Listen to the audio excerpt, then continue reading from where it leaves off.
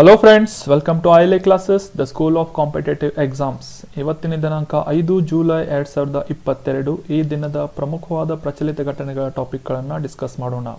RRB KPTCL exam ಸಮೀಪಿಸುತ್ತಿರುವುದರಿಂದ ಈಗ ನಾವು ನಮ್ಮ ಟಾಪಿಕ್ಗಳ ಡಿಸ್ಕಷನ್ ಒಂದು ಫಾರ್ಮ್ಯಾಟನ್ನು ಪ್ರಶ್ನೋತ್ತರ ರೂಪದಲ್ಲಿ ಪರಿವರ್ತಿಸಿದ್ದೇವೆ. ಸೊ ನಿಮಗೆಲ್ಲ ಇಷ್ಟ ಆಗುತ್ತೆ ಅಂತ ಭಾವಿಸ್ತೇನೆ. ನಿಮ್ಮ ಯಾವುದೇ ಸಜೆಷನ್ಗಳಿದ್ರೆ ಪ್ಲೀಸ್ ಕಮೆಂಟ್ ಬಾಕ್ಸ್ನಲ್ಲಿ ಕಮೆಂಟ್ ಮಾಡಿ. ಪ್ರಶ್ನೆ ಉತ್ತರ ರೂಪದಲ್ಲಿ ಸ್ಟಾರ್ಟ್ ಮಾಡೋಣ ನಮ್ಮ ಇವತ್ತಿನ ಆರ್ಟಿಕಲ್ಗಳ ಡಿಸ್ಕಷನ್. ನಮ್ಮ ಇವತ್ತಿನ ಮೊದಲನೇ ಪ್ರಶ್ನೆ, ಕೆಳಗಿನ ಯಾವ ದೇಶವು ಬ್ರಿಕ್ಸ್ ಗುಂಪಿನ ಸದಸ್ಯತ್ವವನ್ನು, ಬ್ರಿಕ್ಸ್ ಅಂತ ನಿಮಗೆಲ್ಲ ಗೊತ್ತಿರೋ ಒಂದು ಅಂತಾರಾಷ್ಟ್ರೀಯ ಗ್ರೂಪಿಂಗ್ಸ್ ಆಗಿದ್ದು, ಇದರ ಸದಸ್ಯತ್ವವನ್ನು ಈ ಕೆಳಗಿನ ಯಾವ ದೇಶ ಹೊಂದಿಲ್ಲ ಅಂತ ಪ್ರಶ್ನೆ ಇದೆ. Which among the country is not a member of BRICS groupings? ಆಪ್ಷನ್ಗಳಲ್ಲಿ China, Taiwan, Russia, option D ದಕ್ಷಿಣ ಆಫ್ರಿಕಾ ಅಂತ ಇದೆ. ಸರಿಯಾದ ಉತ್ತರವನ್ನು ತಿಳಿದುಕೊಳ್ಳಲು ಡೀಟೇಲ್ ಆಗಿ ಈ ನೆಕ್ಸ್ಟ್ ಆರ್ಟಿಕಲ್ನ ಡಿಸ್ಕಸ್ ಮಾಡೋಣ. ಅದಾದ ನಂತರ ಸರಿಯಾದ ಉತ್ತರವನ್ನು ತಿಳ್ಕೊಳ್ಳೋಣ. ಸೊ 14ನೇ ಬ್ರಿಕ್ಸ್ ಶೃಂಗಸಭೆ ರೀಸೆಂಟ್ ಆಗಿ ಕಂಪ್ಲೀಟ್ ಆಯಿತು. ನ್ಯೂಸ್ ಏನು ಅಂತಂದರೆ, ಚೀನಾದ ಅಧ್ಯಕ್ಷ ಝಿ ಜಿನ್ಪಿಂಗ್ ಅವರು ಈ ಬೀಜಿಂಗ್ನಲ್ಲಿ ನಡೆದಂತಹ 14ನೇ ಬ್ರಿಕ್ಸ್ನ ಶೃಂಗಸಭೆಯನ್ನು ಆಯೋಜನೆ ಮಾಡಿದ್ರು ಅಂತ ನ್ಯೂಸ್ ಇದೆ. ಸೊ ಈ 14ನೇ ಬ್ರಿಕ್ಸ್ ಶೃಂಗಸಭೆ ಏನಿದೆ ವರ್ಚುವಲ್ ಸ್ವರೂಪದಲ್ಲಿ ನಡೆದಿತ್ತು. ಅಂದರೆ ಯಾವುದೇ ಫಿಸಿಕಲ್ ಪ್ರೆಸೆನ್ಸ್ ಇಲ್ಲದೆ ಆನ್ಲೈನ್ ಅಥವಾ ವರ್ಚುವಲ್ ಕಾನ್ಫರೆನ್ಸ್ ಮೂಲಕ ಈ ಒಂದು 14ನೇ ಬ್ರಿಕ್ಸ್ ಸಭೆಯನ್ನು ಚೀನಾದ ಅಧ್ಯಕ್ಷ ಜಿನ್ಪಿಂಗ್ ಅವರು ಆಯೋಜನೆ ಮಾಡಿದ್ರು. ಸೊ ಟೆಲಿಕಾನ್ಫರೆನ್ಸ್ ಮುಖಾಂತರ ಈ ಒಂದು ಶೃಂಗಸಭೆ ಅಥವಾ ಸಮಿಟ್ ನಡೆದಿತ್ತು. ಇದರ ಮುಖ್ಯ ಉದ್ದೇಶವನ್ನು ತಿಳ್ಕೊಳ್ಳೋದಾದ್ರೆ, ಈ ಬ್ರಿಕ್ಸ್ ಶೃಂಗಸಭೆಯು ಉತ್ತಮ ಗುಣಮಟ್ಟದ ಬ್ರಿಕ್ಸ್ ಪಾಲುದಾರಿಕೆಯನ್ನು ಬೆಳೆಸಿಕೊಳ್ಳಲು ಮತ್ತೆ ಜಾಗತಿಕವಾಗಿ ಅಭಿವೃದ್ಧಿ ಹೊಂದುವಂತಹ ಹೊಸ ಯುಗದಲ್ಲಿ ಉಶೇರ್ ಅನ್ನುವ ಒಂದು ಥೀಮ್ ಅನ್ನು ಇಟ್ಕೊಂಡು 14ನೇ ಬ್ರಿಕ್ಸ್ ಶೃಂಗಸಭೆಯನ್ನು ಆಯೋಜನೆ ಮಾಡಲಾಗಿತ್ತು. ಈ 14ನೇ ಶೃಂಗಸಭೆಯ ಥೀಮ್ ಅಥವಾ ವಿಷಯ ಏನು ಅಂತಂದ್ರೆ, foster high quality BRICS relationship usher in new era of global development ಎಂಬ ವಿಷಯ 14ನೇ ಬ್ರಿಕ್ಸ್ ಶೃಂಗಸಭೆ 2022ರ ಒಂದು ಕಾನ್ಫರೆನ್ಸ್ ಅಥವಾ ಒಂದು ಮೀಟಿಂಗ್ನದ್ದಾಗಿತ್ತು. ಇನ್ನು ಇದೇ ಸಂದರ್ಭದಲ್ಲಿ ಈ ವರ್ಷ ಆಲ್ರೆಡಿ ಕಂಪ್ಲೀಟ್ ಆಗಿರುವಂತಹ ಈ 14ನೇ ಬ್ರಿಕ್ಸ್ ಶೃಂಗಸಭೆ ಏನಿದೆ ಚೀನಾದ ಅಧ್ಯಕ್ಷತೆಯಿಂದ ಆಯೋಜನೆಯಾಗಿತ್ತು. ಇದೆಲ್ಲ ಡಿಸ್ಕಸ್ ಮಾಡಿದ್ವಿ. ಅದಾದ ನಂತರ ರಷ್ಯಾ ಮತ್ತು ಯುಕ್ರೇನ್ ಯುದ್ಧದ ಪ್ರಾರಂಭವಾದ ನಂತರ ನಡೆಯುತ್ತಿರುವಂತಹ ಮೊದಲ ಬ್ರಿಕ್ಸ್ ಶೃಂಗಸಭೆ ಇದಾಗಿದೆ. ಈ ಬ್ರಿಕ್ಸ್ನಲ್ಲಿ ರಷ್ಯಾ ಕೂಡ ಪಾಲುದಾರಿಕೆಯನ್ನು ಹೊಂದಿದ್ದು, ಈ ಒಂದು 14ನೇ ಬ್ರಿಕ್ಸ್ ಶೃಂಗಸಭೆ ಸಾಕಷ್ಟು ಮುಖ್ಯವಾದಂತಹ ಅಂಶಗಳನ್ನು ಡಿಸ್ಕಸ್ ಮಾಡಿದೆ, ಚರ್ಚೆ ಮಾಡಿದೆ. ರಷ್ಯಾ ಪ್ರಸ್ತುತ US ನೇತೃತ್ವದ ಪಶ್ಚಿಮದಿಂದ ಸಾಕಷ್ಟು ಸ್ಯಾಂಕ್ಷನ್ಗಳನ್ನು, ಎಕನಾಮಿಕಲ್ ಸ್ಯಾಂಕ್ಷನ್ ಅಥವಾ ಆರ್ಥಿಕ ಮಂಜೂರಾತಿಗಳನ್ನು ಹೊಂದಿದ್ದು, ಇದರ ಆರ್ಥಿಕತೆಗೆ ಸಾಕಷ್ಟು ಪರಿಣಾಮವನ್ನು ಈ ಯುದ್ಧದಿಂದ ರಷ್ಯಾ ಎದುರಿಸಬೇಕಾಗ್ತಾ ಇದೆ. ಸೊ ಹೀಗಾಗಿ ಈ ಬ್ರಿಕ್ಸ್ ಶೃಂಗಸಭೆಯಲ್ಲಿ ಡಿಸ್ಕಸ್ ಆದಂತಹ ವಿಚಾರಗಳು ರಷ್ಯಾದ ಮತ್ತು ಗ್ಲೋಬಲ್ ಒಂದು ಎಕನಾಮಿಕಲ್ ಕಂಡೀಷನ್ ಮೇಲೆ ಸಾಕಷ್ಟು ಇಂಪಾರ್ಟೆಂಟ್ ಆದಂತಹ ಪರಿಣಾಮವನ್ನು ಬೀರ್ತವೆ. ಇನ್ನು ಬ್ರಿಕ್ಸ್ ಬಗ್ಗೆ ಡೀಟೇಲ್ ಆಗಿ ಡಿಸ್ಕಸ್ ಮಾಡೋದಾದರೆ, ಬ್ರಿಕ್ಸ್ ಎಂಬುದು ಒಂದು ವಿಶ್ವದ ಪ್ರಮುಖ ಎಮರ್ಜಿಂಗ್ ಎಕನಾಮೀಸ್ ಅಥವಾ ಉದಯೋನ್ಮುಖ ಆರ್ಥಿಕತೆಗಳಾದಂತಹ ಬ್ರೆಜಿಲ್, ರಷ್ಯಾ, ಭಾರತ, ಚೀನಾ ಮತ್ತು ದಕ್ಷಿಣ ಆಫ್ರಿಕಾ ಅಥವಾ ಸೌತ್ ಆಫ್ರಿಕಾ ಎಂಬ ಗುಂಪಿನ ಸಂಕ್ಷಿಪ್ತ ರೂಪವಾಗಿದೆ. ಬಿ ಅಂತಂದರೆ B for Brazil, R for Russia, I for India, C for China, S for South Africa. ಈ 5 ರಾಷ್ಟ್ರಗಳ ಈ 5 ರಾಷ್ಟ್ರಗಳು ಜಗತ್ತಿನ ಆರ್ಥಿಕತೆ ಮೇಲೆ ಸಾಕಷ್ಟು ಪರಿಣಾಮವನ್ನು ಬೀರುವಂತಹ ಸಾಮರ್ಥ್ಯವನ್ನು ಹೊಂದಿದ್ದು ಎಮರ್ಜಿಂಗ್ ಎಕನಾಮಿಗಳು ಅಂತ ಇವನ್ನ ಕರೀತಾರೆ, ಉದಯೋನ್ಮುಖ ಆರ್ಥಿಕತೆಗಳು ಅಂತ. ಸೊ ಇದರ ಒಂದು ರಚನೆಯನ್ನು ನೋಡೋದಾದರೆ 2006ರಲ್ಲಿ ಮೊದಲ ಬಾರಿಗೆ ಬ್ರಿಕ್ಸ್ನ ಸ್ಥಾಪನೆಯಾಗಿತ್ತು. ಇನ್ನು ಇದರ 2021ರ ಅಂದರೆ ಸದ್ಯದ ಸದಸ್ಯತ್ವವನ್ನು ನೋಡೋದಾದರೆ ಆಗಲೇ ಡಿಸ್ಕಸ್ ಮಾಡಿದ ಹಾಗೆ 5 ರಾಷ್ಟ್ರಗಳು ಈ ಬ್ರಿಕ್ಸ್ನ ಶೃಂಗಸಭೆಯಲ್ಲಿ ಭಾಗವಹಿಸ್ತವೆ. ಈ ಗ್ರೂಪಿಂಗ್ಸ್ನಲ್ಲಿ 5 ರಾಷ್ಟ್ರಗಳು ಬ್ರಿಕ್ಸ್ ಅಂತಂದರೆ P for Brazil, R for Russia, I for India, C for China, S for South Africa ಅಂತ ಹೀಗೆ 5 ರಾಷ್ಟ್ರಗಳು ಈ ಒಂದು ಬ್ರಿಕ್ಸ್ ಶೃಂಗಸಭೆಯಲ್ಲಿ ಭಾಗವಹಿಸ್ತವೆ. ಇನ್ನು ಪ್ರಶ್ನೆಗೆ ಹಿಂತಿರುಗೋದಾದರೆ, ಆರ್ಟಿಕಲ್ಗಿಂತ ಮುಂಚೆ ಡಿಸ್ಕಸ್ ಮಾಡಿದಂತಹ ಪ್ರಶ್ನೆ, ಬ್ರಿಕ್ಸ್ನ ಗುಂಪಿನಲ್ಲಿ ಯಾವ ರಾಷ್ಟ್ರ ಸದಸ್ಯತ್ವವನ್ನು ಹೊಂದಿಲ್ಲ? ಆಗಲೇ ಡಿಸ್ಕಸ್ ಮಾಡಿದ ಹಾಗೆ ಚೈನಾ, ಸಿ ಫಾರ್ ಚೈನಾ ಆಯಿತು, ಆರ್ ಫಾರ್ ರಷ್ಯಾ ಆಯಿತು, ಎಸ್ ಫಾರ್ ಸೌತ್ ಆಫ್ರಿಕಾ ಆಯಿತು. ಆದರೆ ತೈವಾನ್ ತೈವಾನ್ ದೇಶ ಈ ಒಂದು ಶೃಂಗಸಭೆಯಲ್ಲಿ ಭಾಗವಹಿಸುವುದಿಲ್ಲ. ಅಂದರೆ ಈ ಒಂದು ಬ್ರಿಕ್ಸ್ನ ಸದಸ್ಯತ್ವವನ್ನು ತೈವಾನ್ ದೇಶ ಹೊಂದಿಲ್ಲ. ಸೊ ಹೀಗಾಗಿ Taiwan is the right answer. Option B is right answer. ಇನ್ನು ಮುಂದಿನ ಕ್ವಶನ್ ನೋಡೋದಾದರೆ, ಅರ್ಜೆಂಟೀನಾ ದೇಶ ಯಾವ ಖಂಡದಲ್ಲಿದೆ ಅಂತ ಪ್ರಶ್ನೆ ಇದೆ. Argentina country is located in which continent? ಆಪ್ಷನ್ಗಳಲ್ಲಿ ಏಷ್ಯಾ, ಉತ್ತರ ಅಮೆರಿಕಾ, ದಕ್ಷಿಣ ಅಮೆರಿಕಾ, ಯುರೋಪ್ ಅಂತ ಇದೆ. ಸೊ ಸರಿಯಾದ ಉತ್ತರವನ್ನು ತಿಳ್ಕೊಳ್ಳಲು ಡೀಟೇಲ್ ಆಗಿ ಈ ಒಂದು ಆರ್ಟಿಕಲನ್ನು ಡಿಸ್ಕಸ್ ಮಾಡೋಣ. ರೀಸೆಂಟ್ ಆಗಿ ಆದಂತಹ ಒಂದು ದ್ವಿಪಕ್ಷೀಯ ಸಂಬಂಧ, ಭಾರತ ಮತ್ತು ಅರ್ಜೆಂಟೀನಾ ದೇಶಗಳ ನಡುವಿನ ದ್ವಿಪಕ್ಷೀಯ ಅಥವಾ ಬೈಲ್ಯಾಟ್ರಲ್ ರಿಲೇಶನ್ಶಿಪ್ ಬಗ್ಗೆ ಈ ಒಂದು ಆರ್ಟಿಕಲನ್ನು ಡಿಸ್ಕಸ್ ಮಾಡೋಣ. ನ್ಯೂಸ್ ಏನು ಅಂತಂದರೆ, ಜರ್ಮನಿಯ ಮ್ಯೂನಿಚ್ನಲ್ಲಿ G7 ಶೃಂಗಸಭೆ ನಡೆದಿತ್ತು. ಆ ಒಂದು ಸಂದರ್ಭದಲ್ಲಿ ಪ್ರಧಾನಮಂತ್ರಿ ನರೇಂದ್ರ ಮೋದಿ ಅವರು ಅರ್ಜೆಂಟೀನಾದ ಅಧ್ಯಕ್ಷರಾದಂತಹ ಅಲ್ಬರ್ಟೋ ಫರ್ನಾಂಡಿಸ್ ಅವರೊಂದಿಗೆ ಈ ಸಂದರ್ಭದಲ್ಲಿ ಭೇಟಿಯಾಗಿ ಸಾಕಷ್ಟು ವಿಷಯಗಳನ್ನು ಚರ್ಚಿಸಿದ್ದಾರೆ. ಸೊ ಹೀಗಾಗಿ ಈ ಒಂದು ಭಾರತ ಅರ್ಜೆಂಟೀನಾ ದ್ವಿಪಕ್ಷೀಯ ಸಂಬಂಧ ಸಾಕಷ್ಟು ಇಂಪಾರ್ಟೆನ್ಸನ್ನು ಇಟ್ಕೊಳ್ಳುತ್ತೆ.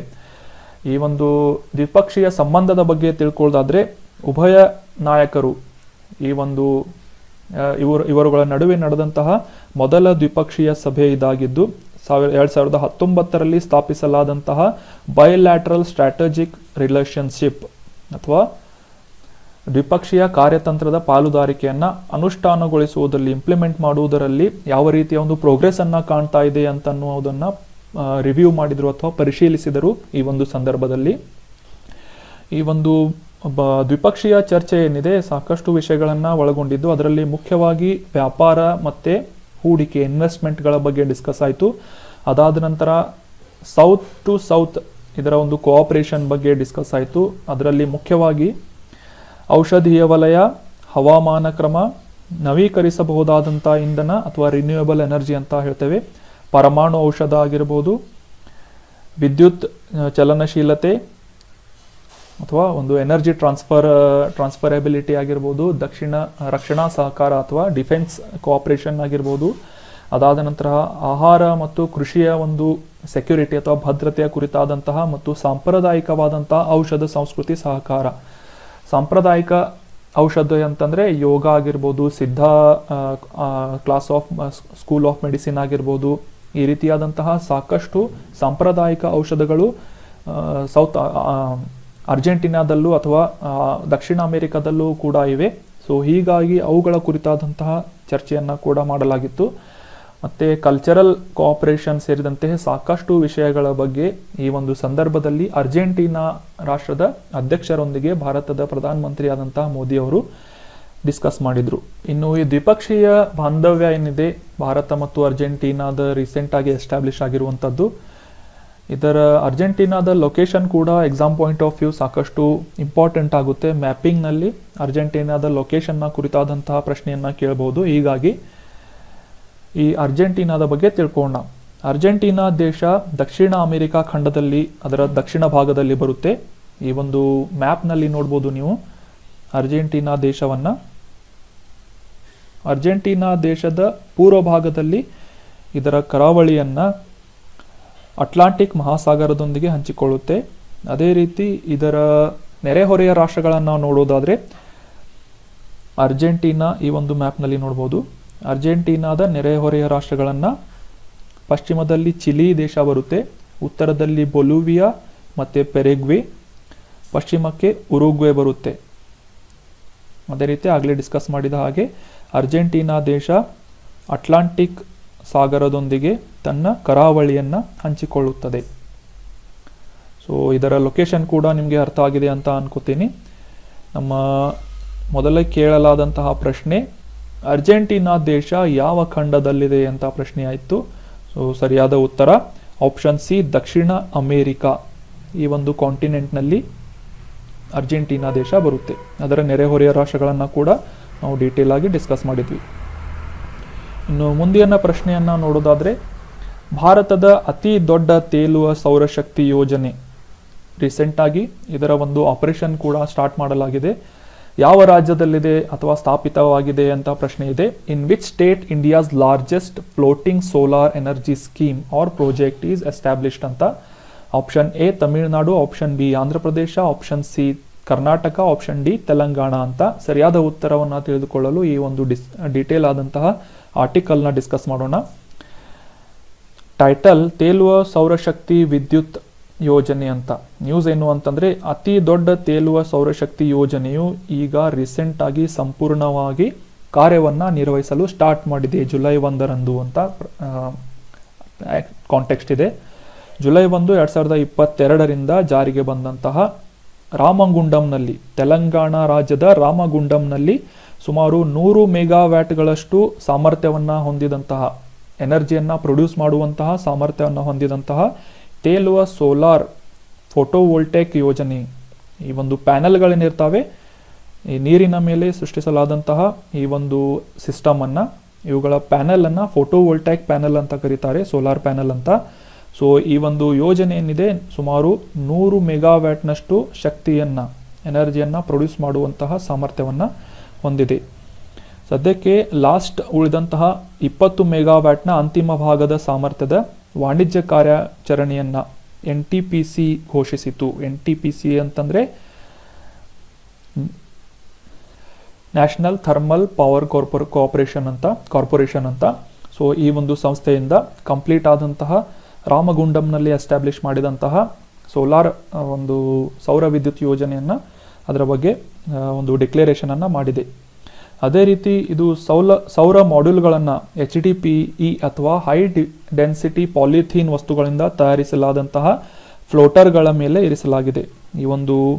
ಈ ಥರ್ಮೋಕಾಲ್ ಅಥವಾ ಪಾಲಿಥೀನ್ ಅಂತ ಕರಿತೇವೆ, ಹೈ ಡೆನ್ಸಿಟಿ ಪಾಲಿಥೀನ್ಗಳ ಒಂದು ಆಧಾರದ ಮೇಲೆ ಈ ಒಂದು ಸೌರಶಕ್ತಿಯನ್ನು ಉತ್ಪಾದನೆ ಮಾಡುವಂತಹ ಪ್ಯಾನೆಲ್ಗಳನ್ನು, ಫೋಟೋವೋಲ್ಟೇಕ್ ಸೋಲಾರ್ ಪ್ಯಾನೆಲ್ಗಳನ್ನು ಇರಿಸಿ ಸೌರ ಶಕ್ತಿಯನ್ನು ಉತ್ಪಾದಿಸುವ ಒಂದು ಕೆಲಸವನ್ನು ಎಲ್ಲಿ ಮಾಡಲಾಗ್ತಾ ಇದೆ? ತೆಲಂಗಾಣದ ರಾಮಗುಂಡಂನಲ್ಲಿ ಜುಲೈ 1 ಇದರ ಕಾರ್ಯಾಚರಣೆ ಪ್ರಾರಂಭವಾಗಿದೆ. ಸೊ ನೆನ್ಪಿಟ್ಕೊಳ್ಳಿ. ಈಗ ಪ್ರಶ್ನೆಗೆ ಹಿಂತಿರುಗೋಣ. ಭಾರತದ ಅತಿ ದೊಡ್ಡ ತೇಲುವ ಸೌರಶಕ್ತಿ ಯೋಜನೆಯನ್ನು ಎಲ್ಲಿ ಪ್ರಾರಂಭ ಮಾಡಲಾಗಿದೆ ಅಂತ. ಸೊ ಇದರ ಸರಿಯಾದ ಉತ್ತರ ಆಪ್ಷನ್ ಡಿ, ತೆಲಂಗಾಣ. ತೆಲಂಗಾಣ ರಾಜ್ಯದ ರಾಮಗುಂಡಂನಲ್ಲಿ ಈ ಸೋಲಾರ್ ಪ್ಯಾನೆಲ್ ಅಥವಾ ತೇಲುವ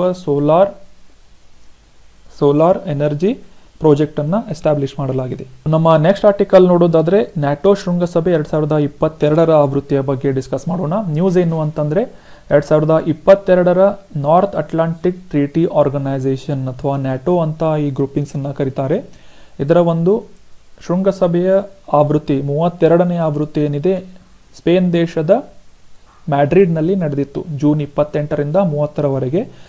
ಸೊ ಈ 1957ರಲ್ಲಿ ಮೊದಲ ಬಾರಿಗೆ ಪ್ಯಾರಿಸ್ನಲ್ಲಿ ಈ ನ್ಯಾಟೋ ಶೃಂಗಸಭೆ ನಡೆದಿತ್ತು. ಅದಾದ ನಂತರ ಸಾಕಷ್ಟು ಶೃಂಗಸಭೆಗಳನ್ನು ಬೇರೆ ಬೇರೆ ದೇಶಗಳಲ್ಲಿ ಆಯೋಜನೆ ಮಾಡಲಾಗಿದೆ. ಈಗ 2022ರ ಈ ಒಂದು ನ್ಯಾಟೋ ಶೃಂಗಸಭೆಯ ಆವೃತ್ತಿ ಏನಿದೆ 32ನೇ ನ್ಯಾಟೋ ಶೃಂಗಸಭೆಯಾಗಿದೆ. 32nd ನ್ಯಾಟೋ ಸಮಿಟ್ ಅಂತ ಕರಿಬಹುದು ಇಂಗ್ಲಿಷ್ನಲ್ಲಿ. ಇನ್ನು ಇದರ ಮುಖ್ಯ ಉದ್ದೇಶ ಏನು ಅಂತಂದ್ರೆ, ನ್ಯಾಟೋ ಶೃಂಗಸಭೆಗೆ ಸೇರಿದಂತಹ ಸದಸ್ಯ ರಾಷ್ಟ್ರಗಳು ಈ ಒಂದು ಸಂದರ್ಭದಲ್ಲಿ ಅಲಯನ್ಸ್ ಚಟುವಟಿಕೆಗಳಾಗಿರಬಹುದು, ಮತ್ತೆ ಸ್ಟ್ರಾಟಜಿಕಲ್ ಅಥವಾ ಕಾರ್ಯತಂತ್ರದ ಕೆಲವೊಂದು ನಿರ್ದೇಶನವನ್ನ, ಒಂದು ಡೈರೆಕ್ಷನ್ ಅನ್ನ ನೀಡಲಾಗಿರುತ್ತೆ. ಸೊ ಅದರ ಒಂದು ಮೌಲ್ಯಮಾಪನವನ್ನ ಮಾಡಲು ಮತ್ತು ಈ ಕುರಿತಾದಂತಹ ಒಂದು ಡಿಫೆನ್ಸ್ ಆಗಿರ್ಬೋದು, ಸ್ಟ್ರಾಟಜಿಕಲ್ ಇಶ್ಯೂಸ್ ಆಗಿರ್ಬೋದು, ಅವುಗಳ ಕುರಿತಾದಂತಹ ವಿಚಾರವನ್ನ ವಿಮರ್ಶೆ ಮಾಡಲು ಒಂದು ವೇದಿಕೆಯನ್ನ ಈ ನ್ಯಾಟೋ ಶೃಂಗಸಭೆ ಸದಸ್ಯ ರಾಷ್ಟ್ರಗಳಿಗೆ ಮಾಡಿಕೊಡುತ್ತೆ. ಸೊ ಅದೇ ರೀತಿ ನ್ಯಾಟೋದ ಬಗ್ಗೆ ಡೀಟೇಲ್ ಆಗಿ ಡಿಸ್ಕಸ್ ಮಾಡೋದಾದ್ರೆ, ನಾರ್ತ್ ಅಟ್ಲಾಂಟಿಕ್ ಟ್ರೀಟಿ ಆರ್ಗನೈಸೇಷನ್ ಅಂತ. ಇದರ ರಚನೆ 4 ಏಪ್ರಿಲ್ 1949ರಲ್ಲಿ ಆಗಿತ್ತು. ಮತ್ತೆ ಇದರ ಪ್ರಧಾನ ಕಚೇರಿ ಅಥವಾ ಹೆಡ್ ಕ್ವಾರ್ಟರ್ ಬೆಲ್ಜಿಯಂ ದೇಶದ ಬ್ರಸೆಲ್ಸ್ನಲ್ಲಿದೆ. ಸದ್ಯದ ಪ್ರಧಾನ ಕಾರ್ಯದರ್ಶಿ ಜೇನ್ಸ್ ಸ್ಟೋಲೆನ್ಬರ್ಗ್ ಅಂತ.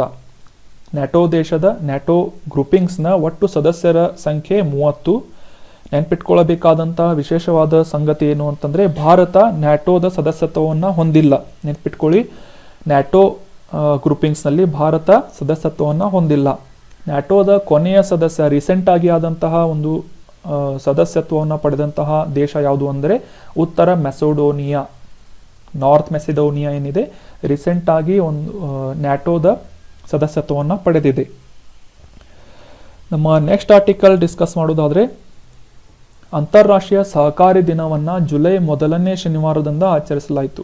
ನೆನ್ಪಿಟ್ಕೊಳ್ಳಿ, ಅಂತಾರಾಷ್ಟ್ರೀಯ ಸಹಕಾರಿ ದಿನ ಅಥವಾ ಕೋಆಪರೇಟಿವ್ಸ್ ಡೇ ಅಂತ ಕರೀತಾರೆ. ಈ ವರ್ಷ ಸಹಕಾರಿ ಆಂದೋಲನದ ಕೊಡುಗೆಗಳನ್ನು ಎತ್ತಿ ತೋರಿಸುವ, ಹೈಲೈಟ್ ಮಾಡುವ ಒಂದು ಉದ್ದೇಶದಿಂದ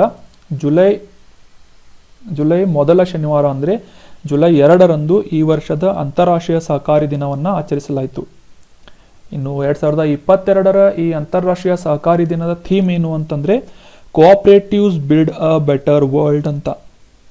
ಈ ಒಂದು ಥೀಮ್ನ ಅಡಿಯಲ್ಲಿ ಅಂದರೆ ಸಹಕಾರಿ ಸಂಸ್ಥೆಗಳೇನಿರುತ್ತವೆ ಉತ್ತಮ ಜಗತ್ತನ್ನು ನಿರ್ಮಿಸಲು ಸಹಾಯ ಮಾಡುತ್ತವೆ ಅನ್ನುವ ಒಂದು ವಿಷಯವನ್ನು ಇಟ್ಕೊಂಡು ಈ ವರ್ಷದ ಅಂತಾರಾಷ್ಟ್ರೀಯ ಸಹಕಾರಿ ದಿನಾಚರಣೆಯನ್ನು 2ನೇ ಜುಲೈನಂದು ಆಚರಿಸಲಾಯಿತು. So that was all about today's discussion friends. Hope ನಿಮಗೆ ಈ ಒಂದು ಡಿಸ್ಕಷನ್ ಇಷ್ಟ ಆಗಿದೆ, ಸಾಕಷ್ಟು ಬೆನಿಫಿಟ್ ಆಗುತ್ತೆ ಅಂತ ಅನ್ಕೋತೀನಿ. ನಮ್ಮ ILA ಕ್ಲಾಸಸ್ ಯೂಟ್ಯೂಬ್ ಚಾನಲನ್ನು ಸಬ್ಸ್ಕ್ರೈಬ್ ಮಾಡಿ, ಯಾವುದೇ ಅಪ್ಲೋಡ್ಗಳನ್ನು ಒಂದು ನೋಟಿಫಿಕೇಶನ್ ಪಡೆಯಲು ಬೆಲ್ ಐಕಾನನ್ನು ಕ್ಲಿಕ್ ಮಾಡಿ, ನಿಮ್ಮ ಫ್ರೆಂಡ್ಸ್ ಜೊತೆ ಈ ಕಂಟೆಂಟನ್ನು ಶೇರ್ ಮಾಡಿ, ಮತ್ತು ನಿಮ್ಮ ಯಾವುದೇ ಸಜೆಷನ್ಗಳಿದ್ದರೆ ಕಮೆಂಟ್ ಬಾಕ್ಸ್ನಲ್ಲಿ ಕಮೆಂಟ್ ಮಾಡಿ ಅಂತ ಹೇಳ್ತಾ, thank you so much for joining the discussion. Have an awesome day.